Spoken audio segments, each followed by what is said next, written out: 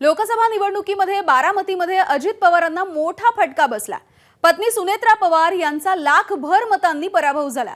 याच निकालावरती अजितदादांनी आता मोठी कबुली सुद्धा दिलेली आहे।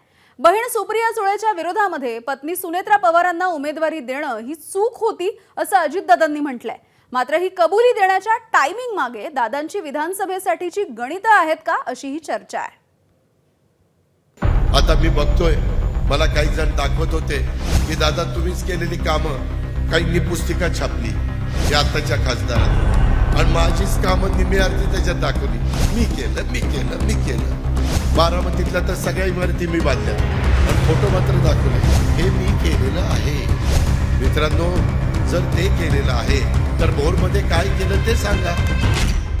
लोकसभेच्या प्रचारादरम्यान अजित पवारांनी सुप्रिया सुळेंची नक्कल केली, मात्र ही अजित पवारांची चूक होती।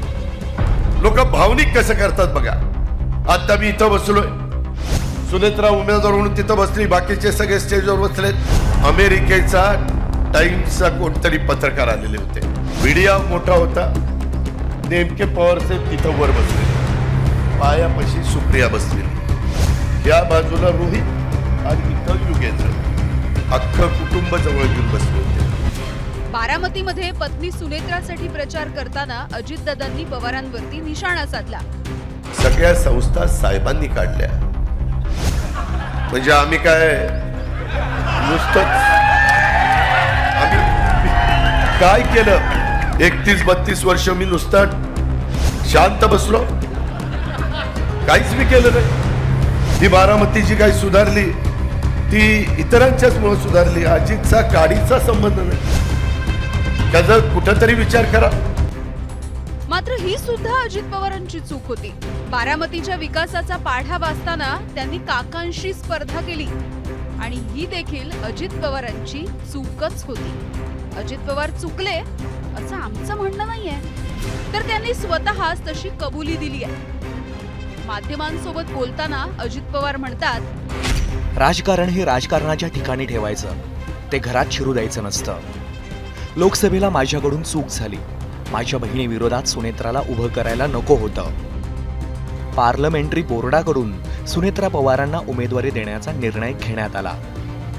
आता एकदा बाण सुटल्यावर माघार घेता येत नाही, परंतु आज माझं मन मला सांगतं असं करायला नको होतं। माझ्याकडून चूक झाली, 12 वर्ष लोकसभेमध्ये माझ्या बहिणीच्या विरोधात मी उभं नाही केलं पाहिजे सुनेत्राला, अशा पद्धतीने अजितदादा करतायत। अशा पद्धतीने आपण एक तर मी स्टेटमेंट ऐकलेलं नाही आणि वाचलेलंही नाही, मी तुमच्याचकडूनही ऐकते, त्यामुळे रामकृष्ण हरी। लोकसभा निवडणुकीत बारामतीच्या लढतीकडे गल्लीपासून दिल्लीपर्यंत सर्वांचंच लक्ष लागलं होतं। एकूणच सुप्रिया सुळे यांच्या विरोधात अजित पवार यांनी त्यांच्या पत्नी सुनेत्रा पवार यांना उभं केलं होतं। यामुळे बारामतीच्या मतदारसंघात देखील एकच संभ्रमाचं वातावरण होतं। मात्र ज्यावेळी मतदारांना बटन दाबण्याची वेळ आली त्यावेळी त्यांनी सुप्रिया सुळे यांच्या समोरील बटन दाबत त्यांना 1.5 लाखाहून अधिक मताधिक्यांनी निवडून दिलं।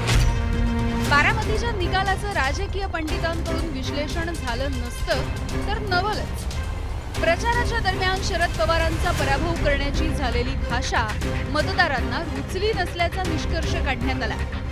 याच मुद्द्यावरून चंद्रकांत पाटील आणि अजित पवार यांच्यामध्ये खटका उडाल्याच्या चर्चा सुद्धा अजूनही रंगतायत। बारामतीकरांच्या भावनांचा वेध घेत अजित पवारांनी चुकांची कबुली दिली आहे का असा प्रश्न काही राजकीय विश्लेषकांकडून उपस्थित केला जातोय। त्यांनी आता ती एजन्सी जी लावलेली आहे ती काय सल्ले देते त्यांना, त्या पद्धतीने ते बोलतायत। एजन्सी मोठी आहे म्हणता कोणती तरी, तिनं ते सल्ले देत आहेत आणि त्या पद्धतीने गुलाबी रंग हे सगळं सुरू झालंय।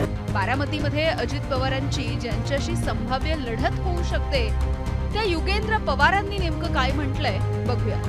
अजित पवारांनी एक वक्तव्य केले, त्याच्यामध्ये ते असं म्हणाले की सुप्रिया सुळे यांच्या विरोधात पत्नीला म्हणजे सुनेत्रा पवारांना उभं नव्हतं करायला पाहिजे, ती माझी चूक झाली। कसं बघताय वक्तव्य? शेवटी ते खूप ज्येष्ठ नेते आहेत, ते माझे काका पण आहेत, त्यांच्यावर बोलण्या इतका मी मोठा नाहीये, त्याच्यामुळे ह्याच्यावर मला काय बोलायचं नाही। अजितदादांनी अनेक राजकीय चुका केल्या आणि अनेक वेळा त्यांची कबुली सुद्धा दिली आहे आणि कबुलीनाम्याच्या नंतर कधी मतदारांनी तर कधी पक्षानं त्यांना माफही केलंय।